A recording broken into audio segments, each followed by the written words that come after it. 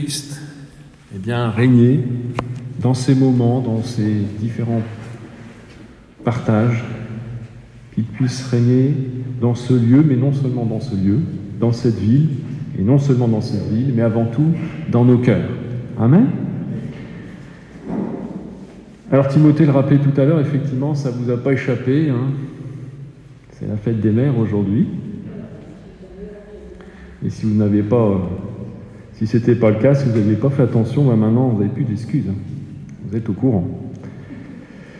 Cette fête, effectivement, elle est en France, elle existe depuis les années 50, et elle a toujours lieu le dernier dimanche du mois de mai. Hein, sauf si ça tombe au moment de la Pentecôte, mais cette année, c'est vérifié, c'est le dernier dimanche du mois de mai. Ce statut de la maman, comme bien d'autres choses dans notre civilisation, dans notre société, elle est touchée, grignotée par toutes sortes d'évolutions, et belles évolutions, entre guillemets, de notre société. D'ailleurs, je me demande si cette fête existera toujours, hein. Je ne sais pas. Tant de théories permissives qui sont diluées de ci, de là, et dans notre société dite moderne, avec les réseaux sociaux, etc., c'est vrai que ça va très très vite. Toutes ces pensées, théories qui remettent en cause tout, et surtout l'ordre divin. C'est vrai que dès le début de l'existence, Dieu encouragea la fertilité. Quand vous regardez les Écritures, en Genèse 1, au verset 28, il dit « Ayez des enfants ».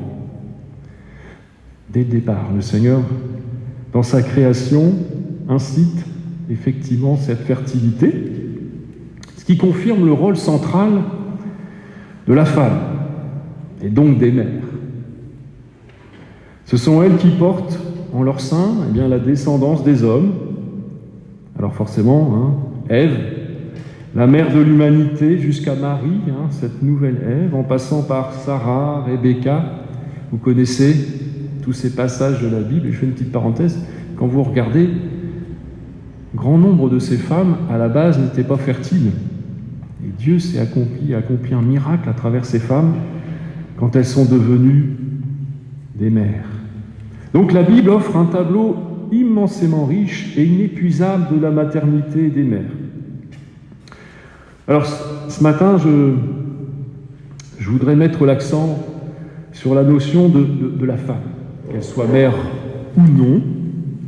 J'avais à cœur de partager ce thème. Et on va d'abord regarder, concernant la femme, donc, quel est son statut, sous l'angle de l'égalité, homme-femme, du point de vue biblique. Et puis ensuite, on verra donc les rôles et les tâches donc, liées à ces femmes. Et on se rapproche pour faire cette étude tout simplement par rapport à la Bible. On entend tellement de choses. Il est bon parfois, et souvent, de se rapprocher et de revenir à l'essentiel. Alors je suis conscient que ce n'est pas un sujet toujours facile, même dans nos églises, mais c'est important. C'est important de regarder justement ce thème à la lumière de la parole et éclairé par le Saint-Esprit. Amen. Alors je n'ai pas résisté pour commencer à prendre cette petite histoire. C'est une petite fille qui étudie la création à l'école du dimanche, comme la majorité d'entre nous, on a pu avoir l'occasion de le faire. Et à la demande de son moniteur, donc, il lui dit est-ce que tu peux me résumer la création? Et voici ce qu'elle dit. Écoutez bien. Premièrement, Dieu a créé Adam. Peut-être vous la connaissez. Il l'a regardé, il a dit « Je sais faire mieux ». Et il créa la femme. Voilà, c'était pour vous faire sourire, mais sérieusement, et pour mettre tout le monde à l'aise, je voudrais reprendre une vérité biblique, à savoir qu'aux yeux de Dieu, mes frères et sœurs, les hommes et les femmes, ils sont égaux. Amen. Alors ce matin, je ne prêche pas que pour les sœurs. C'est un sujet qui intéresse tout à chacun et qui est là pour glorifier Dieu parce qu'il a fait les choses de belle manière. C'est le sens de cette approche ce matin. Donc oui, aux yeux de Dieu, les hommes et les femmes sont égaux. N'en déplaise à certains, c'est une réalité biblique. Alors pour dire cela, je m'appuie sur un texte de Genèse 1, verset 27, et je vais vous le lire dans la version Sommer. Dieu créa les êtres humains comme une image de lui-même. Il les créa hommes et femmes. Littéralement, c'est même « il les créa mâles et il les créa femelles ». Genèse 1, verset 27. D'ailleurs, je pense que je vais peut-être retirer mon masque, parce que je suis tout seul. Donc oui, ce texte est le texte fondateur pour dire effectivement qu'aux yeux de Dieu, les hommes et les femmes sont égaux. Et j'aime aussi, pour illustrer cela, reprendre un commentaire d'un pasteur. Un pasteur qui est Matthew Henry. C'est un pasteur presbytérien qui a vécu de 1662 à 1714, donc il y a très très longtemps. Mais je trouve que sa définition est merveilleuse. Voici ce qu'il dit sur l'égalité homme-femme et de manière générale. Dieu n'a pas fait la femme de la tête de l'homme pour qu'elle domine sur lui, ni de ses pieds pour qu'il la piétine, mais de son côté pour qu'elle soit son égale, sous son bras pour qu'il la protège et près de son cœur pour qu'il la chérisse. Alors si vous voulez, je vous la redonnerai à tout à chacun. Il est bon de se le rappeler parfois, moi le premier. Mais oui, aux yeux de Dieu, les hommes et les femmes sont égaux. Alors Genèse 1, 27, comme on l'a lu tout à l'heure, Dieu créa les êtres humains comme une image de lui-même, il les créa hommes et femmes. On est au moment de la création. Vous êtes d'accord avec moi ? Et on peut noter que la ressemblance à Dieu et l'identité sexuelle apparaissent comme deux traits fondamentaux de tout être humain. Cela va à l'encontre de beaucoup d'idées que l'on entend, que l'on peut lire actuellement. Ils sont bien tous les deux à l'image de Dieu, on est d'accord ? Dieu créa les êtres humains comme une image de lui-même, il les créa hommes et femmes. On va faire une autre lecture dans Genèse 2, versets 18 à 23 dans la version français courant. Si vous voulez bien. Genèse 2, versets 18 à 23 dans la version français courant. Voici ce qu'on peut lire. Le Seigneur Dieu se dit, « Il n'est pas bon que l'être humain soit seul. Je vais le secourir en lui faisant une sorte de partenaire. » Avec de la terre, le Seigneur façonna quantité d'animaux sauvages et d'oiseaux, et les conduisit à l'être humain pour voir comment celui-ci les nommerait. Chacun de ces animaux devait porter le nom que l'être humain lui donnerait. Celui-ci donna donc un nom aux animaux domestiques, aux animaux sauvages et aux oiseaux. Mais il ne trouva pas de partenaire capable de le secourir. Alors le Seigneur Dieu fit tomber l'homme dans un profond sommeil. Il lui prit une côte et referma la chair à sa place. Avec cette côte, le Seigneur fit une femme et la conduisit à l'homme. En la voyant, celui-ci s'écria « Ah, cette fois, voici quelqu'un qui est plus que tout autre du même sang que moi. On la nommera compagne de l'homme, car c'est de son compagnon qu'elle fut tirée. » Amen. Ainsi, donc on a vu, l'homme ne trouve pas de partenaire capable de le secourir ou de l'aider parmi les animaux. On l'a lu au verset 20. Et donc le Seigneur, eh bien, il fit la femme, on l'a vu, on l'a lu, à partir de l'homme. Et donc, c'est-à-dire qu'ils sont du même sang. La Bible utilise ce terme de, j'ai bien aimé, de compagnon. Je ne sais pas si vous avez fait attention, Je vais vous le relire. On la nommera compagne de l'homme, car c'est de son compagnon qu'elle a été tirée. Et dans la version Sommer, il est écrit « Elle sera appelée femme, car elle a été prise de l'homme ». Donc dans ce terme compagnon, on retrouve des notions d'aide, d'accompagnement forcément. Quand on est compagne, compagnon, c'est qu'on vit ordinairement avec l'autre. Vous êtes d'accord avec moi? Logiquement.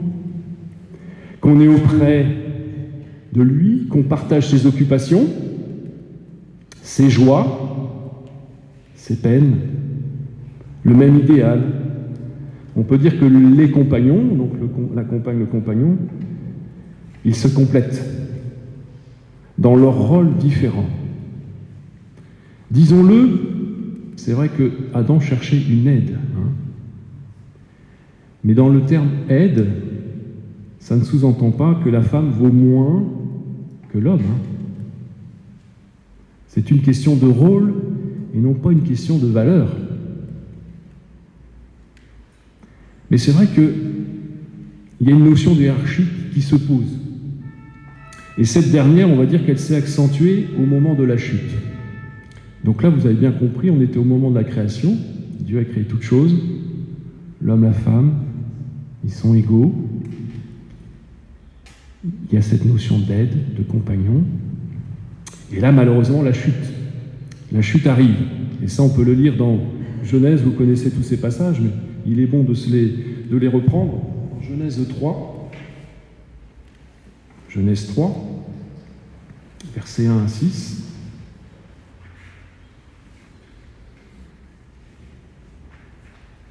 On est au moment de la chute. Le serpent était le plus rusé de tous les animaux sauvages que le Seigneur avait fait. Il demanda à la femme, « Est-ce vrai que Dieu vous a dit, vous ne devez manger aucun fruit du jardin ?» La femme répondit au serpent, « Nous pouvons manger les fruits du jardin, mais quant aux fruits de l'arbre qui est au centre du jardin, Dieu nous a dit, vous ne devez pas en manger, pas même y toucher, de peur d'en mourir. » Le serpent répliqua, « Pas du tout, vous ne mourrez pas.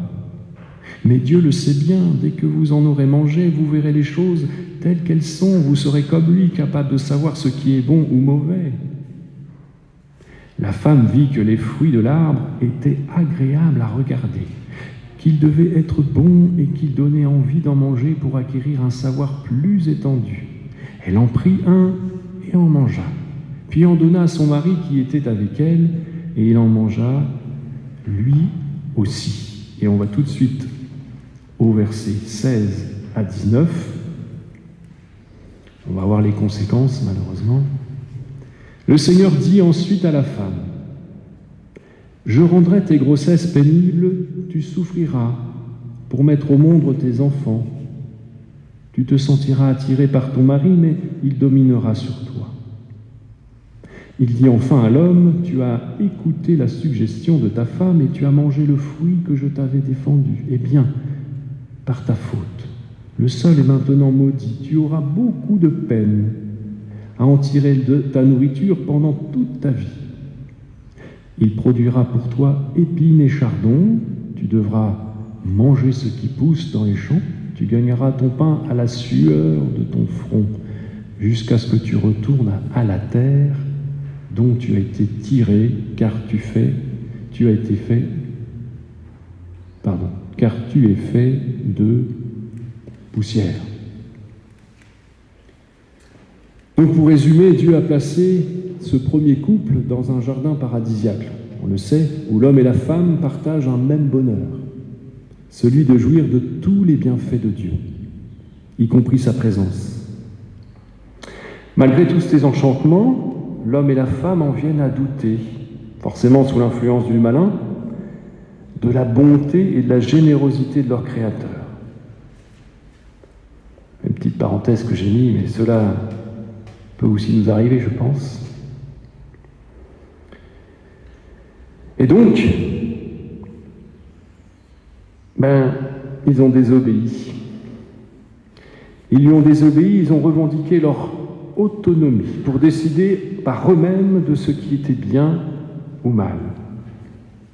Les conséquences de cet acte de rébellion, on le connaît, il y a eu une cassure entre Dieu et les hommes, entre les hommes et les femmes. On l'a lu, hein. On voit que la place de la femme, elle évolue. C'est-à-dire que la relation harmonieuse originelle fait place à des rapports de domination, de crainte, de frustration. Douleur de l'enfantement, mari dominant. Donc là, on est au moment de la chute. Mais on ne veut pas s'arrêter à ce moment, mes frères et sœurs, c'est pas le but. On va regarder maintenant ce qui a évolué avec l'œuvre du Christ, la nouvelle alliance. Vous avez bien compris, la création, l'œuvre parfaite, la chute et l'œuvre du Christ. C'est Paul qui, inspiré par Dieu, a pu écrire, et là on va le lire dans Galates 3, versets 28 et 29, on va le lire tout de suite.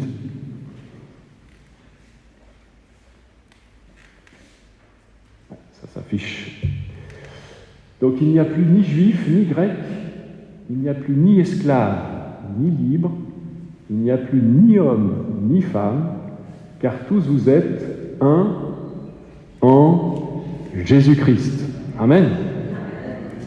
Et oui, Paul, inspiré donc par Dieu, a pu écrire que notre foi dans l'œuvre de Jésus-Christ, eh bien nous devenons tous des fils et des filles de Dieu.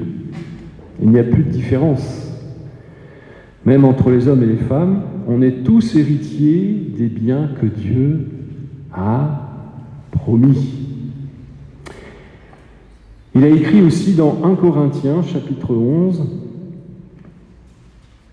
1 Corinthiens, chapitre 11,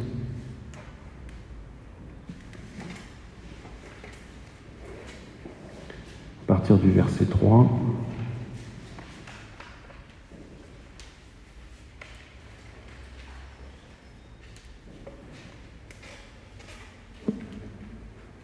Voici ce qu'il est écrit. Vous pouvez les lire en même temps que moi, forcément. Alors, cependant, je veux que vous compreniez ceci. Le Christ est le chef de tout homme. Le mari est le chef de sa femme, et Dieu est le chef du Christ. On va poursuivre au verset 7 et jusqu'au verset 12. L'homme n'a pas besoin de se couvrir la tête parce qu'il reflète l'image et la gloire de Dieu. Mais la femme reflète la gloire de l'homme. En effet, l'homme n'a pas été créé à partir de la femme, mais c'est la femme qui a été créée à partir de l'homme. Et l'homme n'a pas été créé pour la femme, mais c'est la femme qui a été créée pour l'homme. C'est pourquoi, à cause des anges, la femme doit avoir sur la tête un signe marquant ses responsabilités. Cependant, dans notre vie avec le Seigneur, la femme n'est pas indépendante de l'homme et l'homme n'est pas indépendant de la femme. Car de même que la femme a été créée à partir de l'homme, de même l'homme naît de la femme. Et tout vient de Dieu. Amen.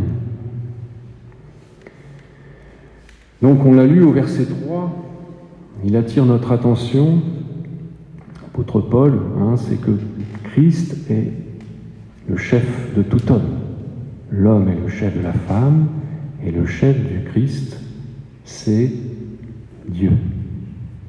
Alors vous allez peut-être vous dire intérieurement, Paul, il proclame un petit peu tout et son contraire, mais évidemment que non.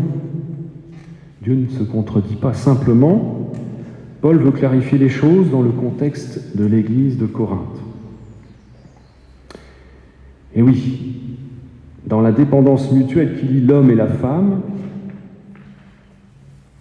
et dans leur égalité devant Dieu, il existe un ordre qui les distingue à l'image de l'égalité qui lie le Père et le Fils dans la divinité. Il existe un ordre qui les différencie. On a vu, il y a l'utilisation du mot chef. Il y a cette notion, en fait, de coopération volontaire dans ces termes de chef. On l'a dit précédemment, la femme a été créée comme l'aide semblable de l'homme. Donc ça implique une notion de hiérarchie. Mais un chef est celle qui l'aide, toutefois cela ne sous-entend pas que l'aidant a moins de valeur. Cette hiérarchie implique simplement qu'ils ont un rôle différent à remplir. Et pour bien comprendre ce que je suis en train de dire, parce que je comprends que c'est un peu difficile, il y a cette belle image, je pense que là elle parle à tout le monde, entre l'homme et la femme et le Christ et l'Église. On va lire dans Éphésiens 5, au verset 21 à 33. Éphésiens 5, versets 21 à 33.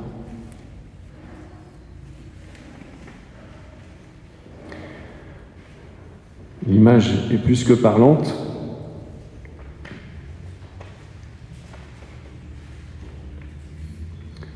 Éphésiens 5, et je vous ai dit du verset 21 à 33.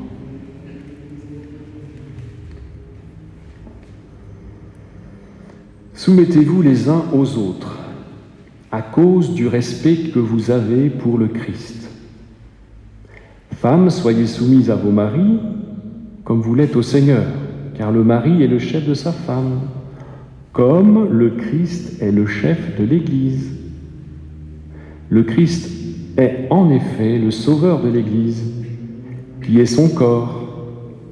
Les femmes doivent donc se soumettre en tout à leur mari, tout comme l'Église se soumet au Christ. Marie, aimez vos femmes, tout comme le Christ a aimé l'Église, jusqu'à donner sa vie pour elle. Il a voulu ainsi rendre l'Église digne d'être à Dieu, après l'avoir purifiée par l'eau et par la parole. Il a voulu se présenter à lui-même, l'Église, dans toute sa beauté pure et sans défaut, sans tache ni ride, ni aucune autre imperfection. Les maris doivent donc aimer leurs femmes comme ils aiment leur propre corps. Celui qui aime sa femme s'aime lui-même. En effet, personne n'a jamais haï son propre corps, au contraire. On le nourrit et on en prend soin comme le Christ le fait pour l'Église. Son corps, dont nous faisons tous partie. Comme il est écrit, c'est pourquoi l'homme quittera son père et sa mère pour s'attacher à sa femme, et les deux deviendront un seul être. Il y a une grande vérité cachée dans ce passage. Je dis moi qu'il se rapporte au Christ et à l'Église, mais il s'applique aussi à vous. Il faut que chaque mari aime sa femme comme lui-même, et chaque femme respecte son mari. Donc oui, il y a une notion de chef, on l'a lu, mais quand on considère ce que le chef, le Christ, a fait pour l'Église, que de marques d'amour. Il s'est mis en tant que serviteur, il s'est sacrifié, et donc, nous, effectivement, les hommes, nous avons cette démarche, comme le Christ par rapport aux femmes, d'avoir cette disposition d'aimer. Et oui, entre l'homme et la femme, Christ et Dieu, on doit avoir pour base, nécessairement, c'est la notion de l'amour, vous l'avez bien compris, cet amour qui permet l'équilibre parfait. Et juste pour rappel, c'est important, qu'est-ce qu'on note dans la notion de l'amour? Ça, on peut le lire dans 1 Corinthiens. C'est un rappel aussi, 1 Corinthiens chapitre 13, où il y a toute la définition de ce qu'est l'amour. Nécessairement, c'est réciproque. 1 Corinthiens 13, à partir du verset 4 jusqu'au verset 8, et puis après on prendra le verset 13. Juste pour nous rappeler ce lien finalement entre la relation les hommes et les femmes, qui est cette notion de l'amour, où Jésus-Christ a montré, lui, par rapport à l'Église, eh bien la force de cet amour. Qui aime est patient et bon, il n'est pas envieux, ne se vante pas et n'est pas prétentieux. Qui aime ne fait rien de honteux, n'est pas égoïste, ne s'irrite pas ou n'éprouve pas de rancune. Qui aime ne se réjouit pas du mal, il se réjouit de la vérité. Qui aime supporte tout et garde en toutes circonstances la foi, l'espérance et la patience. L'amour est éternel. Les messages divins cesseront un jour, le don de parler en langue inconnue prendra fin, la connaissance disparaîtra, et on finit par le verset 13 qui nous dit « Maintenant, ces trois choses demeurent, la foi, l'espérance et l'amour, mais la plus grande des trois est l'amour. » Cette pensée sur l'égalité, forcément, doit nous pousser au respect, non seulement dans le cadre du couple, vous l'aurez bien compris, mais également de manière générale. Amen. Donc, et oui, exit tous les actes, toutes les paroles, on va dire machistes, qu'on peut entendre, qui peuvent être parfois des sujets de plaisanterie. C'est vrai, Dieu a créé les hommes et les femmes égaux. Amen. Et c'est le lien de l'amour qui fait que, effectivement, l'équilibre, eh bien, peut demeurer, exister et se poursuivre. On va regarder maintenant le rôle et les tâches de la femme. Alors forcément, quand on parle de rôle et de tâches, la notion d'épouse et de mère arrive en tout premier lieu. Mais il faut quand même noter que eh bien, le mariage n'est pas une obligation. C'est l'apôtre Paul qui nous le rappelle, je vous laisserai lire chez vous dans 1 Corinthiens 7, qu'effectivement, donc, il expose la notion du célibat. Ça peut être une réalité, et c'est une réalité. Alors c'est vrai qu'en tant qu'épouse ou mère, on retrouve souvent des devoirs réciproques entre les hommes, les femmes, entre époux, forcément, mais entre les parents et les enfants. Notion d'amour, de soin, de consolation, de protection, d'éducation, tout ce qu'on peut retrouver dans le rôle d'une maman, mais aussi d'un papa. Et là, je voulais juste reprendre quelques exemples puisque c'est la fête des mères, quand même, des exemples de mamans bien connues dans la Bible. On a tous en tête. C'est vrai déjà qu'à titre d'information, le mot « mère », on le retrouve 300 fois dans la parole. Et là, j'ai repensé à mes années d'école du dimanche. C'est vrai qu'il y avait des histoires qui m'ont marqué plus que d'autres, et notamment l'histoire de Moïse. Quelle maman! Et je dirais quelle maman, et combien le plan de Dieu s'est réalisé dans son histoire. Parce que cette maman, eh bien, je vous laisserai lire, c'est dans Exode 2, versets 1 à 10. Cette maman a dû faire un choix bien difficile, dans un contexte bien difficile, eh bien, d'abandonner son enfant. Et dans le mot abandonner, je dirais de le laisser entre les mains de Dieu. Et Dieu a conduit toute chose, qui fait qu'elle a retrouvé son fils assez rapidement. Vous connaissez l'histoire. Et ça nous montre combien l'amour maternel est un amour inconditionnel, qui pousse la maman donc à vouloir le bien de son enfant, quel qu'en soit le prix. Et c'est vrai que j'ai aussi cette histoire que l'on apporte aux enfants, souvent aussi à l'école du dimanche, en parlant de la sagesse de Salomon. Je pense que vous savez de quelle histoire je parle, de ces deux mamans qui ont eu un enfant. Une d'entre elles l'a étouffé sans faire exprès en dormant, et elle a pris l'enfant de l'autre maman, ce qui n'est pas bien, forcément. Et donc Salomon se trouve, eh bien, sollicité pour décider que faire. Et vous savez, vous connaissez l'histoire.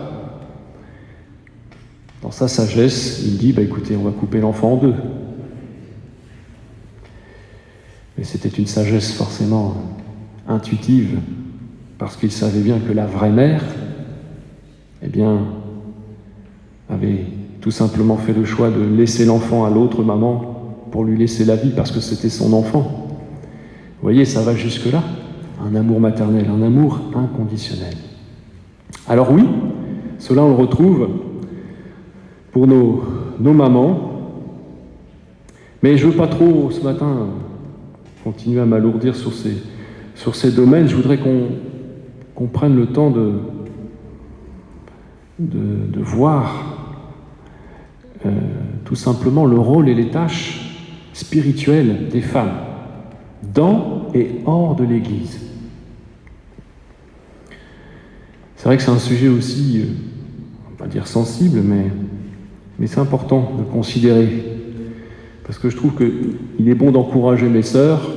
Vous avez un rôle important pour la communauté.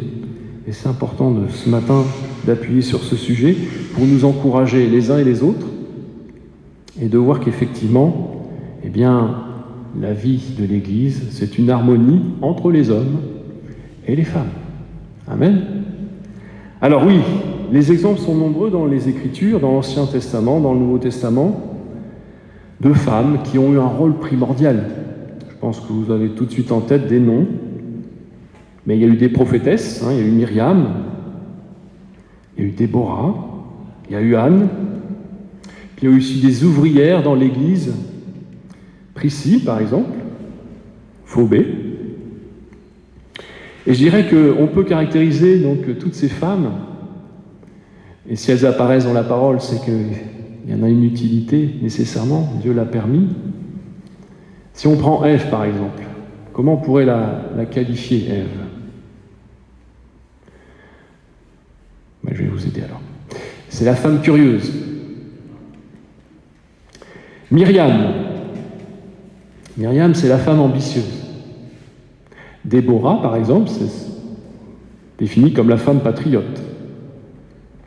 Ruth, par exemple, c'est la femme fidèle. Anne, c'est la femme idéale. Ça, mince. Voilà, c'est dit.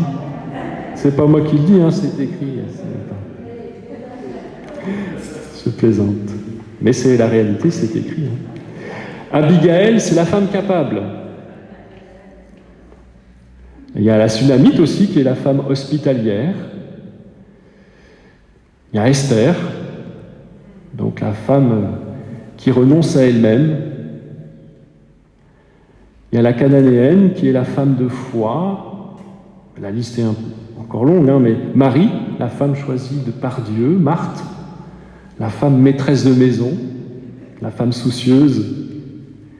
Il y a Dorca, vous savez, la couturière. C'est la femme charitable. Il y a Lydie aussi, la femme commerçante. La femme commerçante, dans le bon sens du terme. Oui, mes sœurs, votre place dans et hors de l'Église n'est pas subalterne. Vous avez un rôle important. Je dirais que vous êtes des Dorcas quand vous faites de la couture pour les 3A. Ben oui. Quand vous visitez les aînés, les malades, vous êtes des Dorcas, ces femmes charitables. Vous êtes aussi des Marthes quand vous faites le ménage.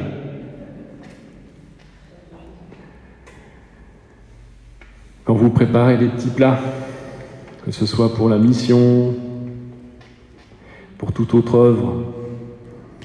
Vous êtes aussi des Sunamites quand vous accueillez les jeunes qui sont de passage. Vous les accueillez chez vous.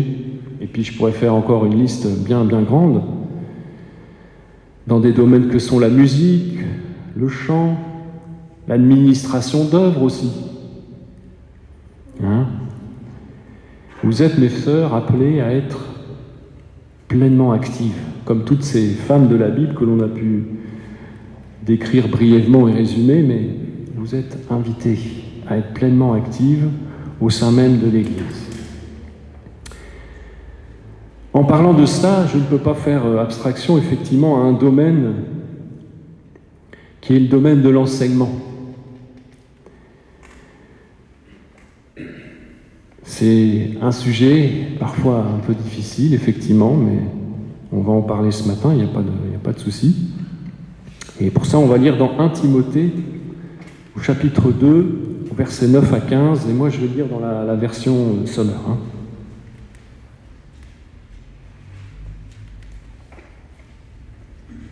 1 Timothée, chapitre 2.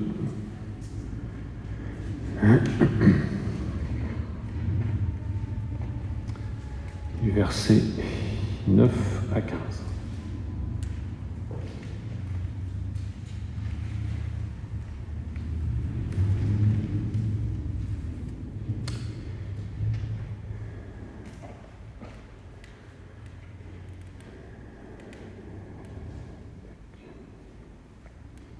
Donc là, Paul parle sur l'attitude des hommes et des femmes dans la communauté. Je reviendrai après sur le contexte. Je veux que les femmes agissent de même, en s'habillant décemment, avec discrétion et simplicité, qu'elles ne se parent pas d'une coiffure recherchée d'or, de perles ou de toilettes somptueuses, mais plutôt d'œuvres bonnes, comme il convient à des femmes qui déclarent vivre pour Dieu. Que la femme reçoive l'instruction dans un esprit de paix, de parfaite soumission.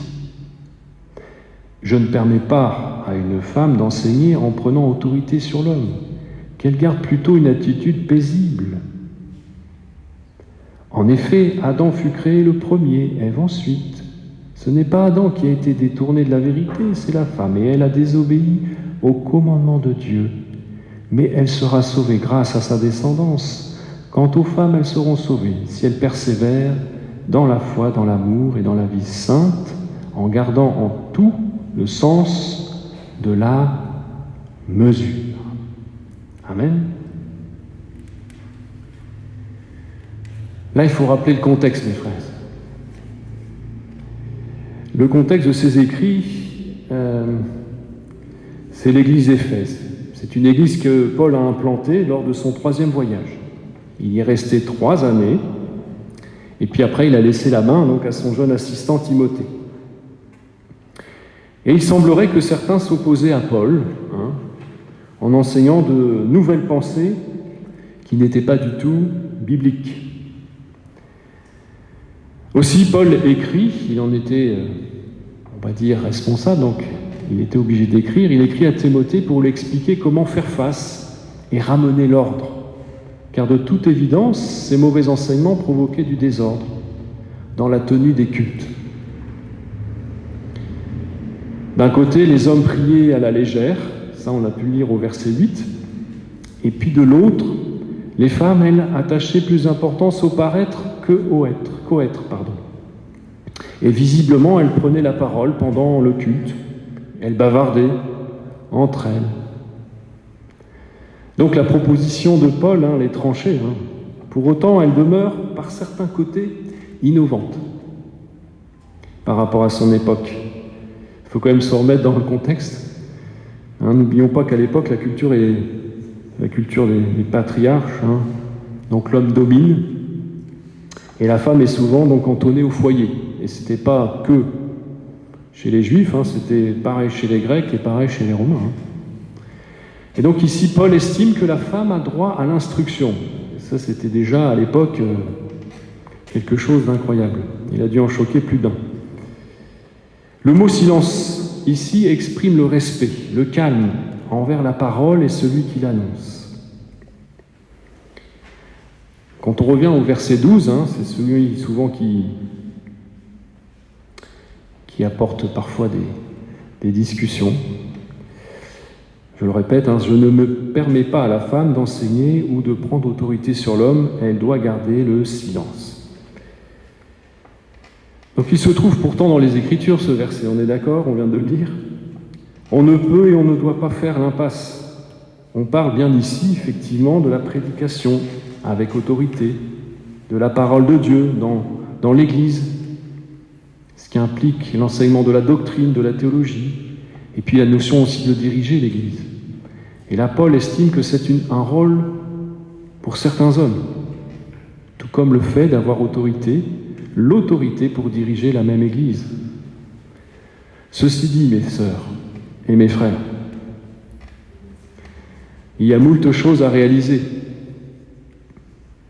sans même s'éloigner de la notion de l'enseignement, il y a l'enseignement des enfants. C'est une notion importante. Et mes sœurs, vous avez votre rôle, et un rôle important, effectivement, d'apporter l'enseignement, et je dirais que l'enseignement, c'est notre manière de vivre, notre manière d'être, déjà.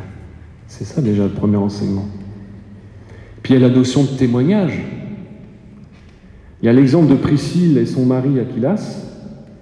Je prendrai le temps de le lire, c'est dans les Actes, au chapitre 18, au verset 26. Eh bien, avec son mari, elle témoignait. C'est une manière d'enseigner. Eh oui.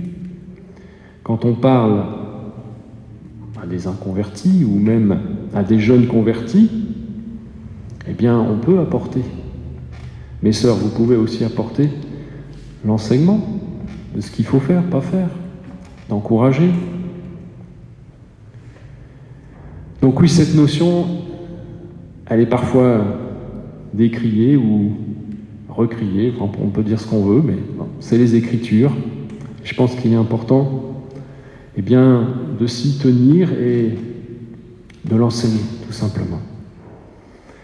Alors oui, mes frères et sœurs, nous sommes tous égaux.